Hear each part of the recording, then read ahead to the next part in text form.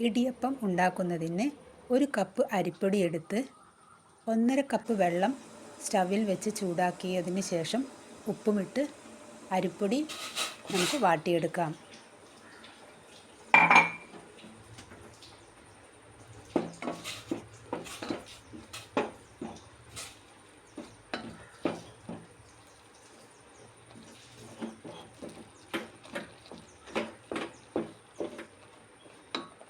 പത്ത് മിനിറ്റ് മൂടി വെച്ചതിന് ശേഷം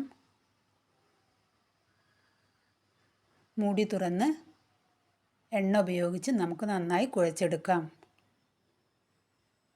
കുഴച്ചതിന് ശേഷം സേവനാഴിയിലോട്ട്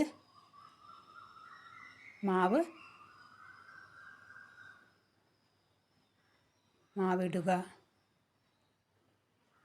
പിന്നീട് ഒരു ഇഡ്ഡലിത്തട്ടെടുത്ത് അതിൽ എണ്ണ പുരട്ടി അല്ലെങ്കിൽ കുറച്ച് തേങ്ങയോ ഇട്ടിട്ട്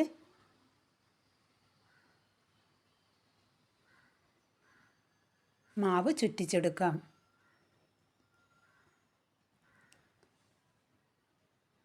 ഇഡ്ഡലി പാത്രത്തിൽ വെള്ളമൊഴിച്ച് സ്റ്റവിൽ വെച്ച് തിളച്ചതിന് ശേഷം ഈ തട്ട് അതിലേക്ക് ഇറക്കി വെച്ച് മൂടി വയ്ക്കാം. 10-15 മിനിറ്റിന് ശേഷം മൂടി തുറന്നാൽ ഇടിയപ്പം റെഡി.